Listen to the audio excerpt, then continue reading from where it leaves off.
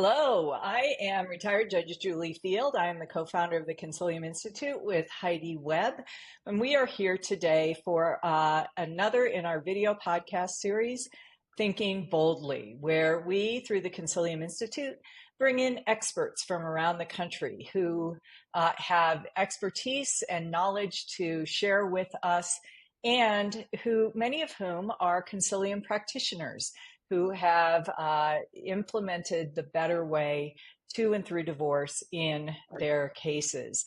And we are honored today to feature Jared Wood, who is one of the first adopters of the Consilium process. He took the initial mastery course with us with the Consilium Institute. And Jared has a lot to share about his extensive experience with families and with family law and the work that he does.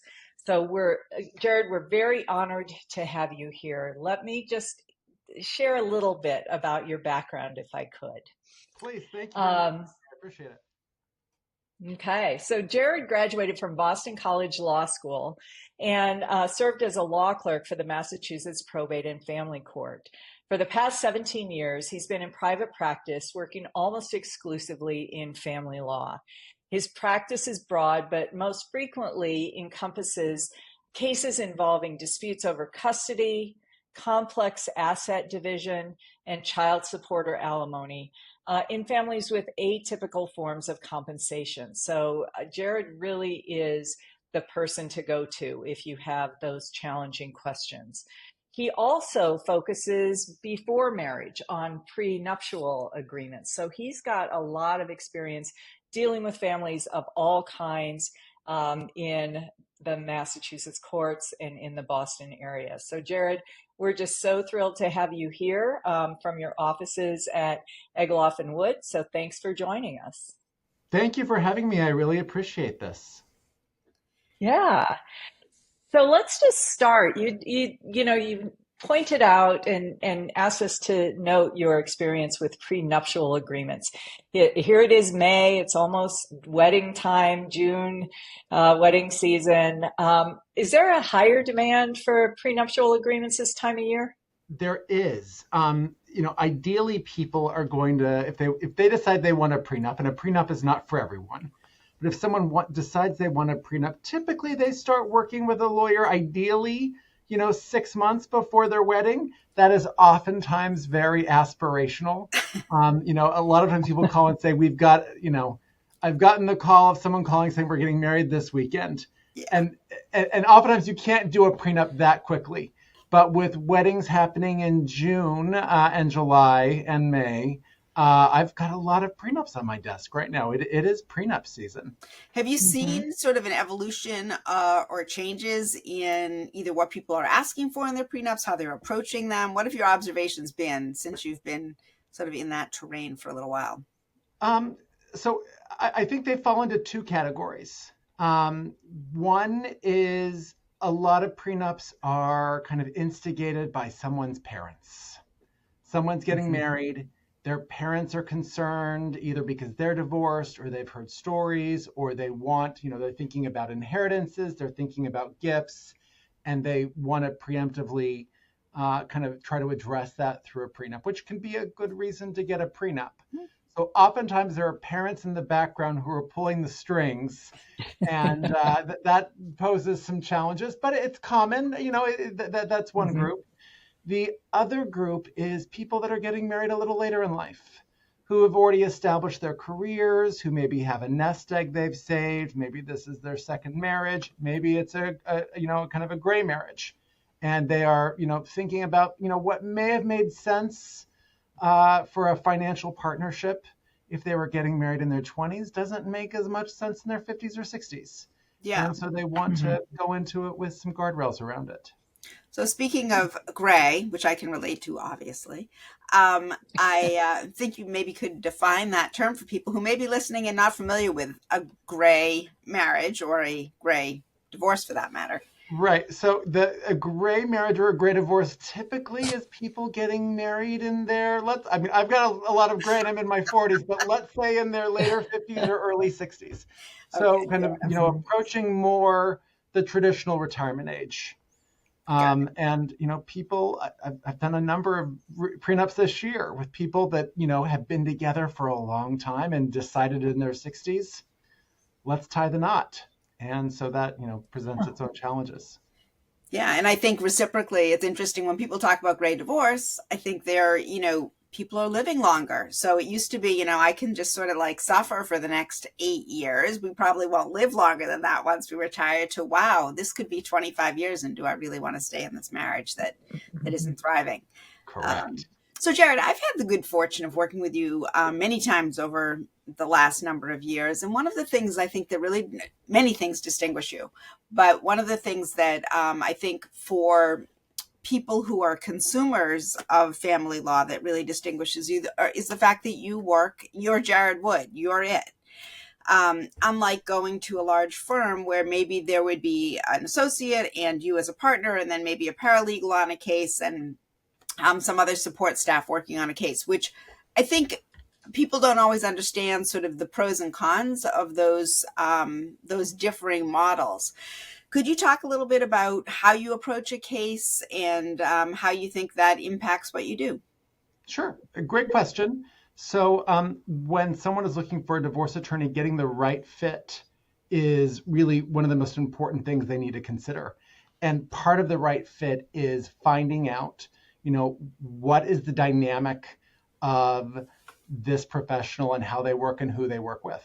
So when I started my career, I was at a firm with a senior partner. I was a junior associate. On every case, there was a senior partner and at least one, sometimes two junior associates, and a paralegal and a secretary. And for some cases, that can be the right fit. You've got your senior partner, who's the person who goes to court, who is the primary face of the case when it's time to have a settlement discussion, when it's time to depose an opposing party, when it's time to appear in court. And then the associate is more handling the day-to-day phone calls and kind of teeing things up.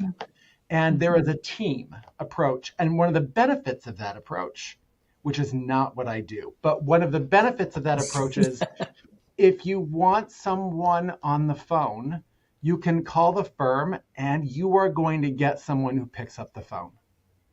And that can have a benefit. Mm-hmm. Sometimes it helps to have a team approach and to know there are multiple people who are thinking about this, who are working collaboratively on this. The downside to that, I think, is cost. And I remember when I was working at one of those firms, when we'd have a meeting and talk about a case, the last thing we would do at the end of that conversation was say, okay, now let's all make sure we write down that we spoke about this case for half an hour so our bills are consistent. And the person gets charged for 2 or 3 attorneys to talk about a case. So it can get very expensive. In contrast, I work alone. I don't have a paralegal. I don't have an associate. And, one benefit of that is it does minimize costs. No one ever pays me to have a conversation with someone else in my firm. It also means that there's only one person keeping their eye on the ball and one person familiarizing themselves with the details of the cases. And so I have to know all my clients' cases pretty intimately. I'm the one reading every email, reading every letter, doing all the, every phone call with opposing counsel. And so there's a continuity there, which I think adds some value. The downside to that is that I can't always be available. Yeah. And if I'm in court one day, if someone reaches out, they're going to have to expect I may not be able to get back to them until the next day. Yeah. So, that is the trade-off. For me, I have no desire to hire an associate. I don't care to delegate, and I like every aspect of my job. Yeah. So I like doing that myself. There's a lot of things I can't charge for. I put together my files. I frequently have to make copies, and I can't charge a client for that. But overall, my approach works for me, and it works. I've had people call me who it seems like it would be a better fit if they went to a firm where there was going to be a team handling it. And then I know, listen, I am not the right fit for you. This is the kind of model that you're probably looking for. Well, and one follow-up question for that, Jared. I mean, one of the benefits maybe to the attorneys who are in that kind of a model is that they have other people that they can look to bounce ideas off of, to have conversations with about hard issues. Is that something that you find an outlet for? And if so, where is that, and what does that look like? So how do you get that sort of reflection and input? So yes, I need that. I still use that. And I get that from several different ways.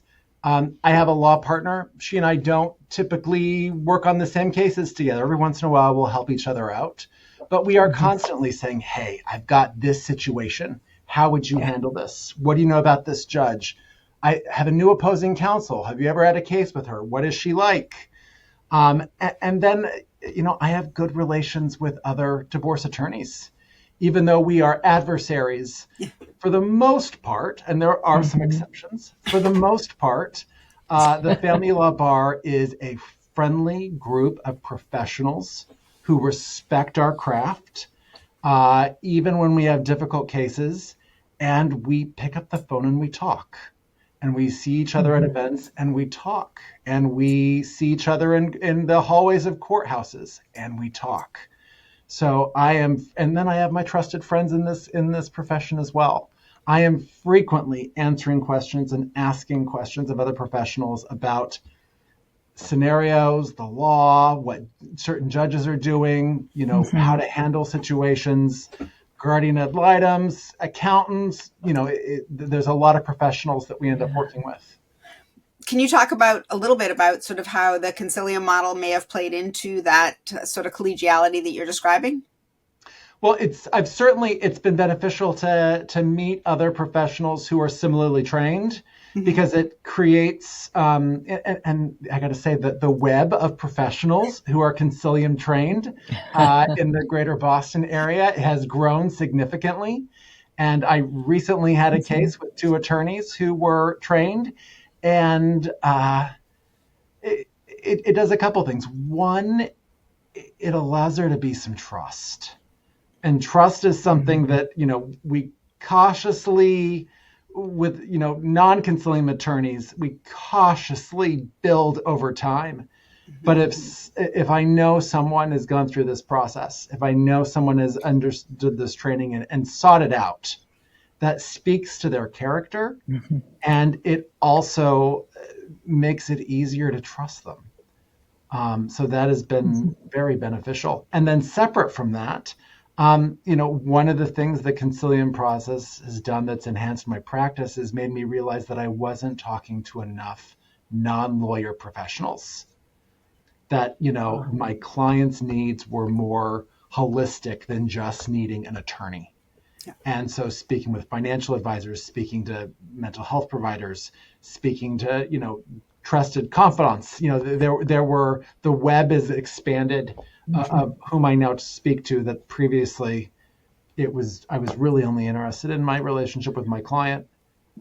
And that's changed. I love that. To see our profession, as lawyers, as being so siloed that it can just sort of like attend to legal needs discreetly, as if you can just sort of like bottle that up, I think it is something people often do, but I think it's unfortunate. Siloed is a good word. That's an accurate word for what has been historically part of my practice, and then that it's changed. That's a good description.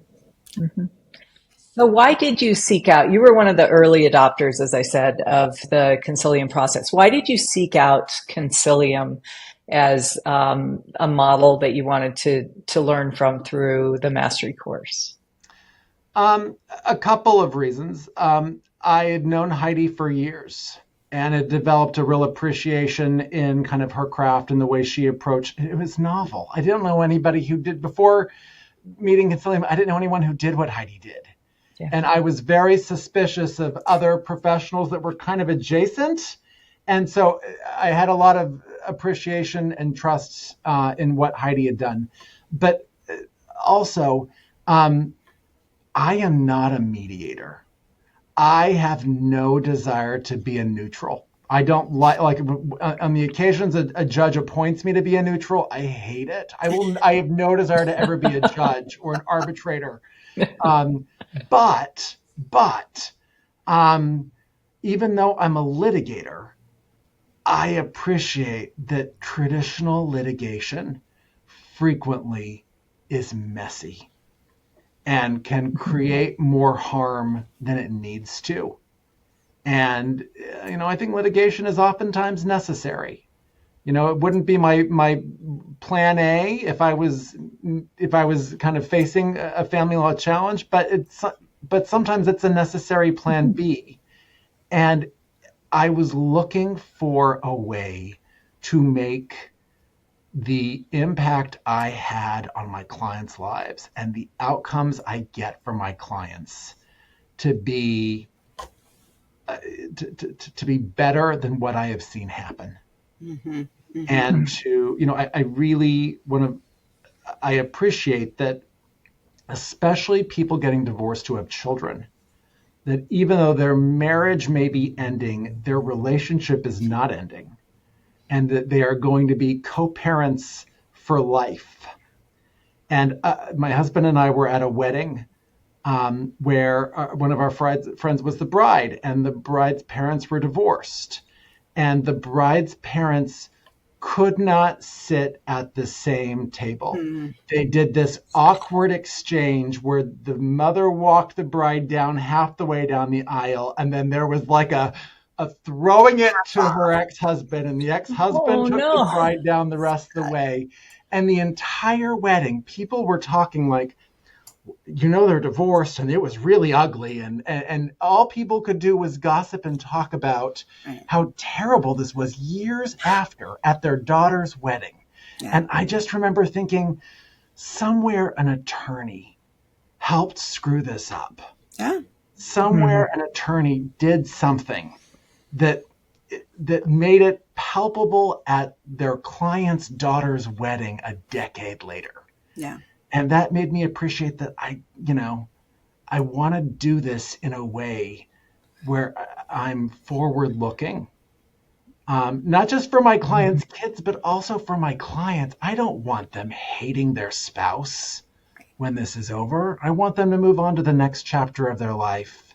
I think that tenet of people carrying the weight of sort of anger with them takes a toll on people. Mm-hmm. And I think even when people are divorced and they've had a contentious divorce, there can be respect. And I so hear what you're saying in terms of attorneys sort of fueling the fires and fueling that. What does that mean for that family?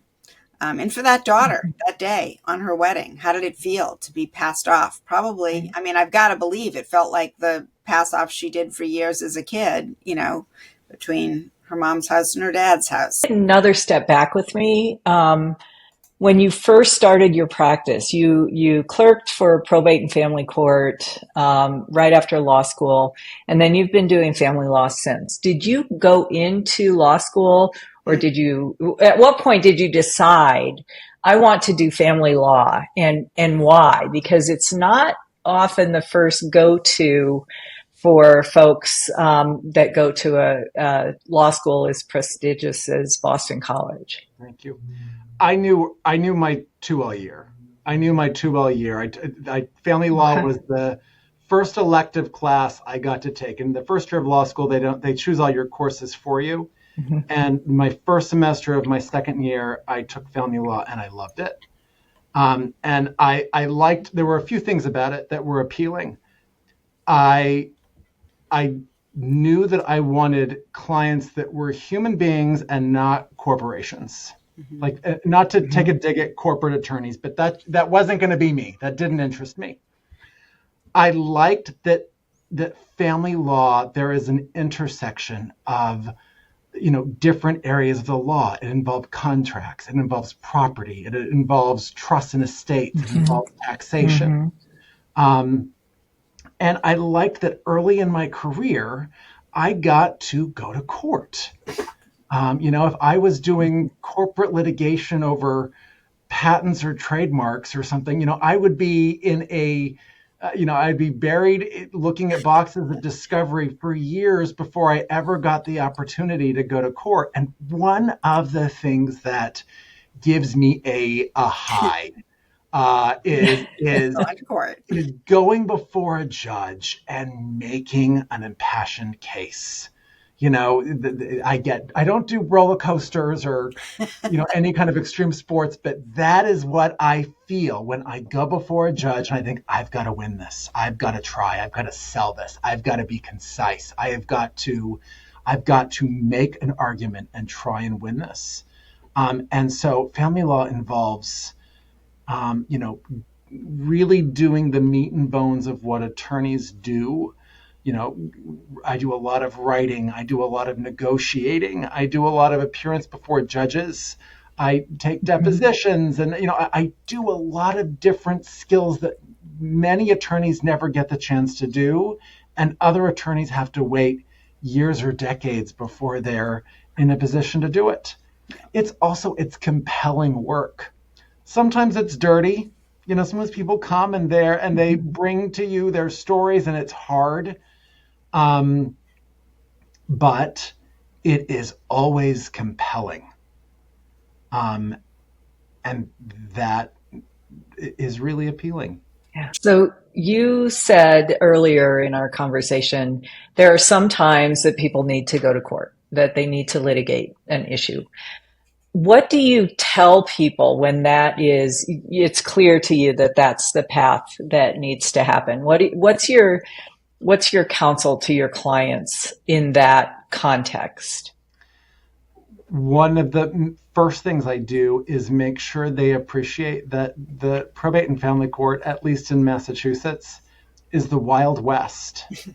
And that if you choose to go to court, you don't know what the outcome is going to be. Judges, they vary significantly. Family law is one of the areas where judges have a lot of discretion. There isn't usually one rule that gets applied.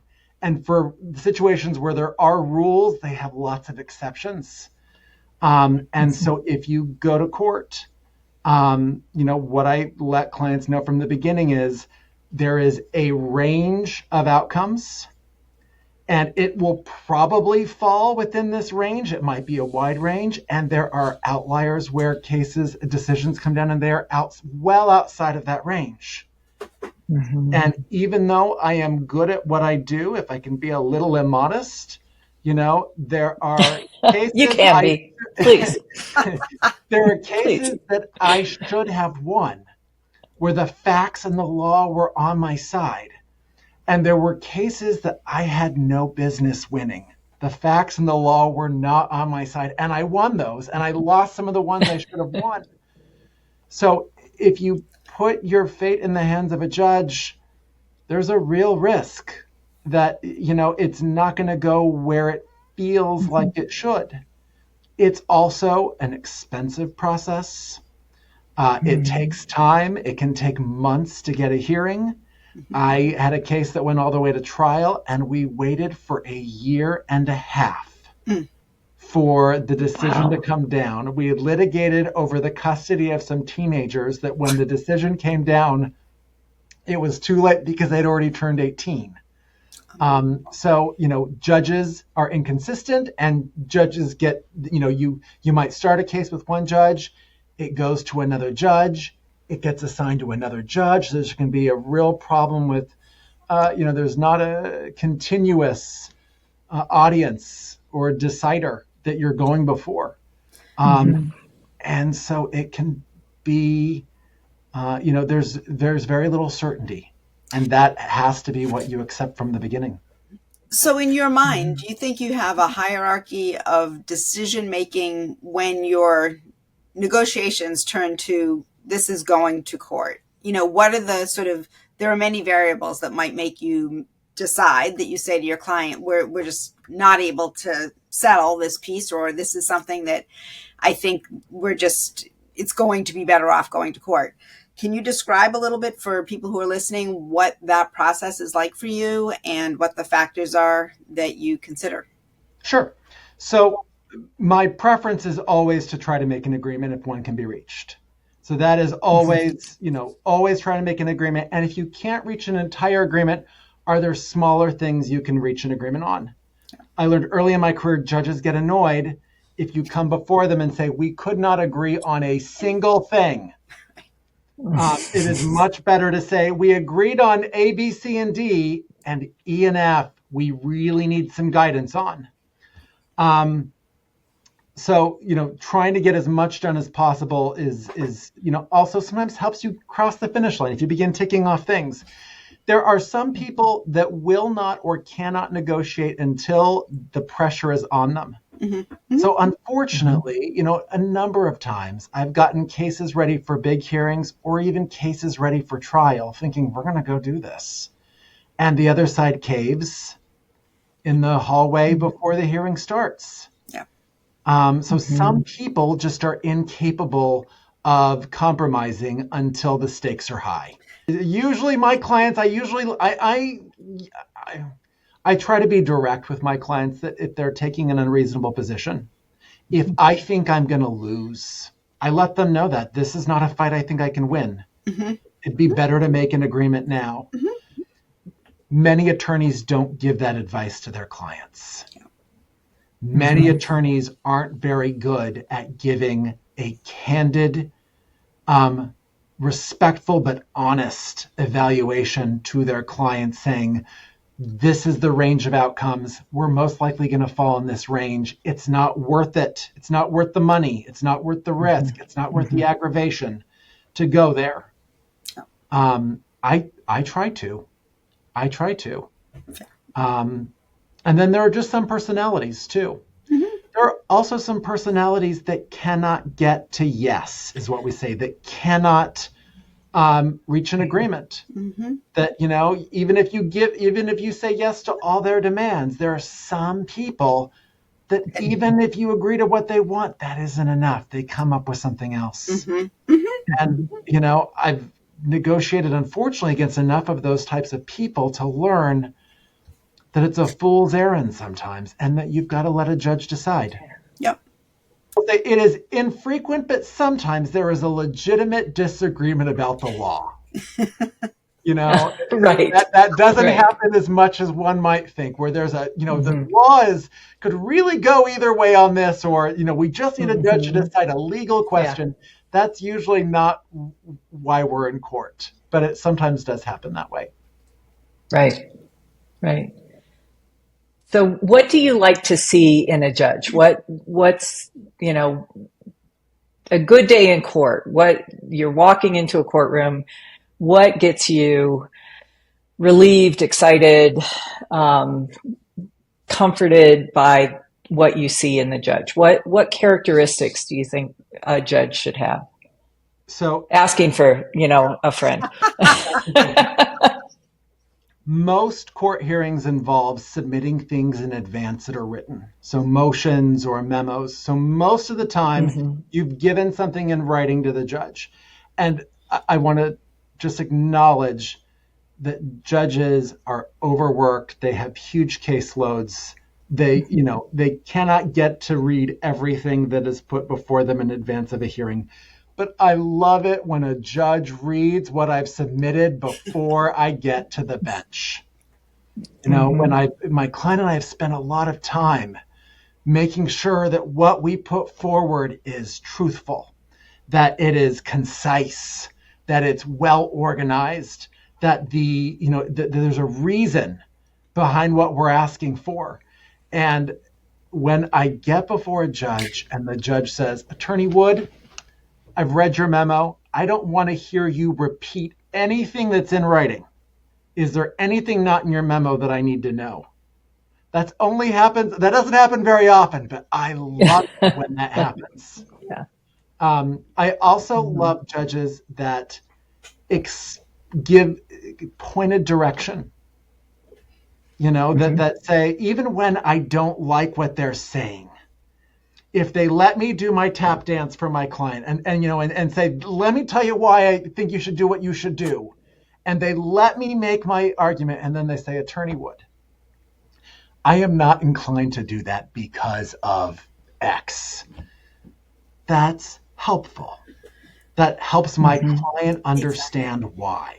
It helps me understand. So the next time I have a situation like that, I can say to my client, listen, I completely understand your situation. I believe that argument.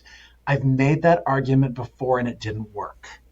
And the judge explained why. So, it's a different judge. We can try it, or we can pivot our approach and try something else, or I don't think I can win this one for you. Yeah. If you want to pay me to go up there and do this, I can try, but I don't think I'm going to win it. Yeah. So a judge that gives pointed feedback is also appreciated. And then finally, and Your Honor, I cannot imagine this would ever apply to you, but I've seen judges whose temperament can be impatient, who can be mean. I've seen judges who can be very mean. And I can take a scolding from a judge. I've got thick skin. I do, I'm an attorney for a living. I can do this. But I've seen judges berate individuals who are there without attorneys, and that, sometimes people need sometimes they need a little scolding. And I've seen judges, though, really cross a line, which is unfortunate. And then I've seen judges be kind.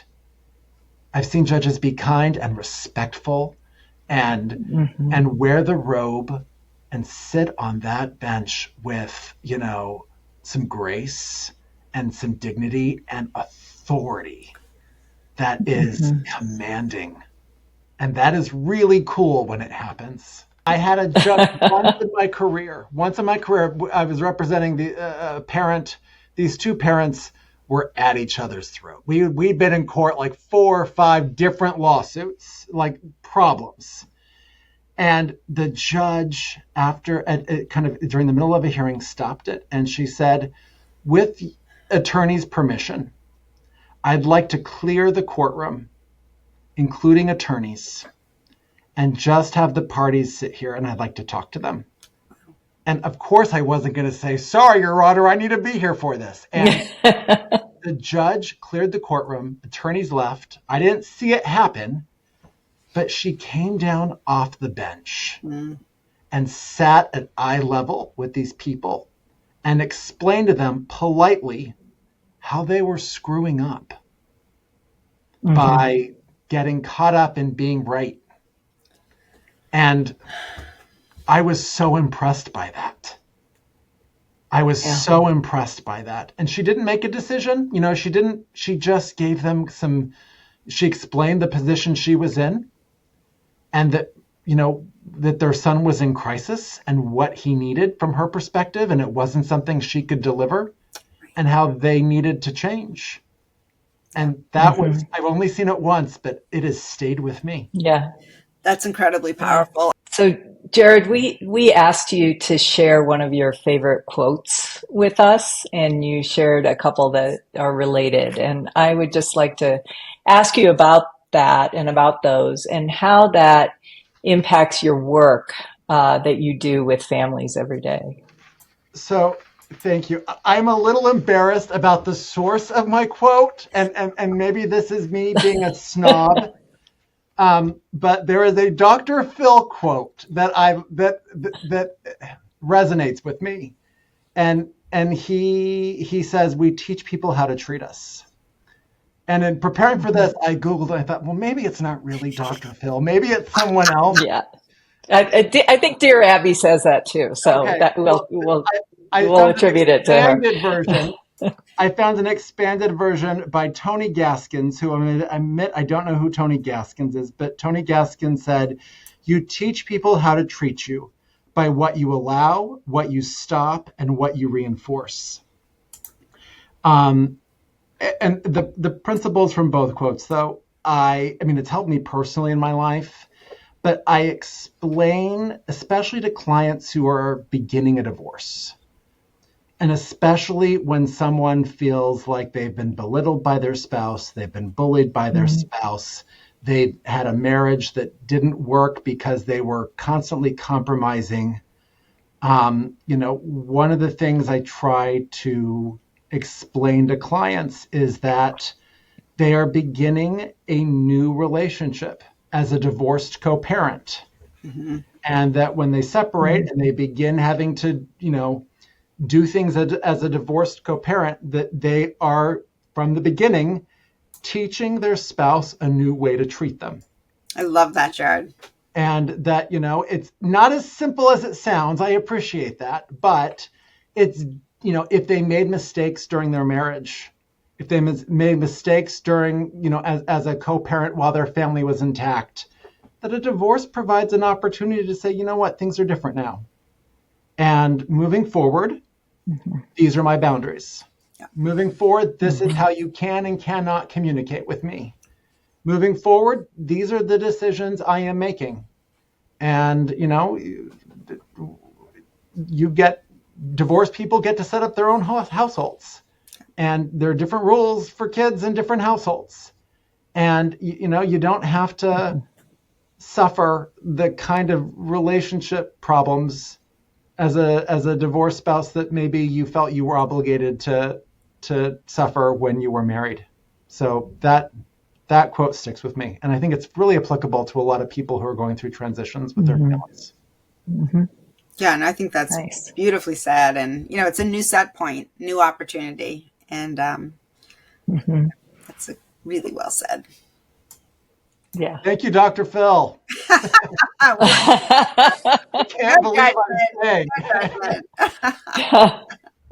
So I'm gonna ask the question that you so appreciated from the judge, which is there anything else that you haven't already said that you would like to share, that you would like people to know about you, your practice, your approach, your philosophy, how you work with families as a passionate family law litigator? I mentioned the word fit, and that finding someone who is the right fit is really important. And sometimes when I meet with every time I give a consultation to someone, one of the things I ask is, am I the first person you've spoken to? And oftentimes I am. And when that happens, I'm pretty good at an initial consultation. There, a lot of times people are saying, you know what, I just want to go with you because we've gotten along well during this conversation. You picked up the phone. You sound like you know what you're talking about. But I always say, you really need to go kick the tires on a couple of cars. Someone that's looking for an attorney, first of all, they should get a second or third or fourth opinion so they can hear kind of what the range is of potential outcomes that someone, that attorneys are giving them. Because all of our experiences are different because every case is different. And then two, part of fit, my relationship with my clients, we frequently disagree. I frequently tell clients, I don't think that's a good idea. And I have clients who frequently say, you know what? I hear you. This is my marriage, my divorce, and this is what I want to do. And I say, hey, I work for you. So, and there are also potential clients who will say, this is what I want to do. And I say, I can't do that. I'm sorry. You're going to need to find someone else. So finding someone that you can have respectful, productive disagreement with. That is something that is beneficial to have in a relationship with an attorney. There are some of us who are very good at pitching ourselves in that initial conversation and less good at follow through. There are attorneys that, that kind of talk about their success rates and conveniently overlook, the losses that we all in this industry have. I mean, the reality is, at least in most family law, there isn't a winner or a loser. In most cases, everybody loses some and everyone gains some. And so finding an attorney that can talk about the range, that's a good way to find someone who's the right fit. Are you inclined to participate in lawyer-assisted mediation or consult with people who may be mediating and having you as outside counsel? Is that something you would ever do? That's something I do a lot of. So for a lot of people, I think that's a good option. Mediation doesn't work for everybody. There's some cases where I don't think mediation is an appropriate fit. But for most, mediation can be a really good way to resolve a family law dispute. And there are a lot of people that frankly could benefit from a couple of meetings with an attorney. One to explain generally this is the universe of what the law is and what your likely outcome is going to be. And then before the first mediation, to sit down with that attorney, to buy an hour of this attorney's time and say, okay, here are your talking points. These are the subjects you should avoid. These are the traps that you could fall into. This is the order in which you should, address custody first and then support, because you don't want support driving the custody conversation. And ideally only have to have a few conversations, or the mediator drafts a divorce and they say, can you spend an hour going over this agreement with me? And that is, it can be the most economical way to utilize the services of an attorney and benefit from the process of a mediation. Beautiful. Not all attorneys do that, because candidly, that's not where attorneys make money. Yeah. Like, I do it, but the majority of where my living comes from is from the protracted, long, full day in court, full day in depositions, litigating for a year and a half, and then going back. And that's where most family law attorneys, that's their bread and butter. But I do consultations with people who are going through mediation. So consultations, I do a lot of initial consultations. Ranging from, I just got served with divorce papers and I need to find the right attorney now, to I'm thinking about leaving my spouse and I want to know what it would be. I want to make up my decision as, do I stay or do I go? Based on how bad you tell me it's going to be. The big takeaway I have from being a Consilium trained attorney is that a good consultation takes a little time, and it involves more questions than how old are your kids, how much money do you make a year, how much do you have in assets? Okay, well, based on your kid's age, this is what custody is going to be, this is what support's going to be, and this is how the assets are getting divided.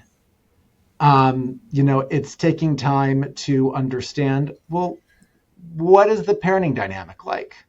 How are your kids? How do they get along with both? Are both of you good parents? In what ways are you good parents? What goals do you have for when you separate? What's going to make sense? How might that change over time? Realistically, how is this going to work? And understanding who else is involved here. Oh, you've never spoken to a financial planner? You have no idea what who's on your team? Who do you have for emotional support? Are you seeing someone? Have you thought about maybe talking to someone, who could, I'm hearing a lot of stress here. You're going through a lot. What, do you have someone on your side who you can talk to about this, who's cheaper than an attorney and more skilled in helping you understand what's going on? So kind of appreciating that there is more to a person and their life than just the, what could be put on one page about the demographics and money that someone has, is helpful. Mm-hmm. Great. Thank you.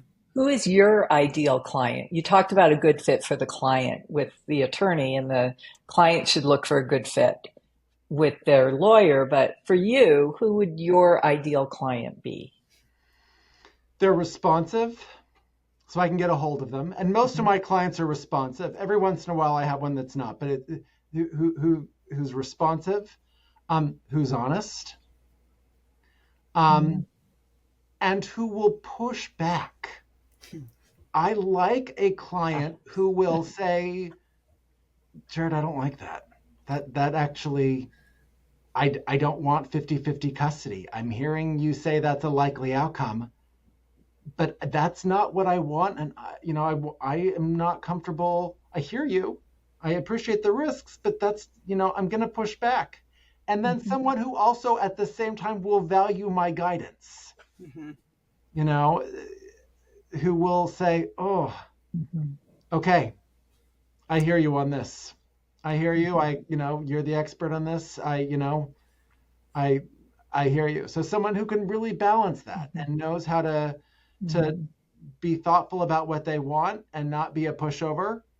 I don't want to bully my clients into an outcome that doesn't make sense for them, but I also want them to appreciate good guidance when they hear it.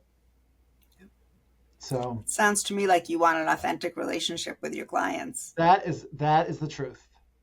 That is the truth.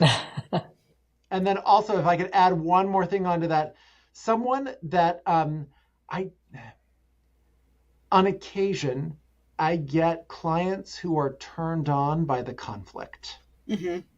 And while that may be good for a lawyer's wallet, it's terrible. It's terrible to have a client that doesn't want to settle, that wants to teach a lesson to the other side, who wants to do something out of principle, who feels injustice and is not going to back down. It's like I want a client whose goal is to eventually never to have to call me again. Recently started watching Suits on Netflix. Oh, have you? Oh. Yeah, and I can now tell. I'm like, oh, I can tell when clients or opposing parties have watched Suits. Oh, because funny. they have completely unrealistic expectations of how it works and what a win feels like. And I'm just like, oh, don't watch Suits. Funny. Or at least don't apply and don't take away anything from Suits and think it's going to happen. This is not, no, it's no. That's so maybe that should be in your initial client questionnaire. Do you like the TV show Suits? Have you watched Suits? No. If not, don't start. Thank you so much. This has been really, really a great opportunity to talk about who you are and what you do and why you do it. And I'm just so inspired by the great work that you do for your clients every day. So thank you for sharing those thoughts with us over this past hour or so. Thank you. I appreciate it. Thank you so much, both of you. I will echo Julie Field's thoughts as well. Always a pleasure, and so happy that you joined us today. Thank you.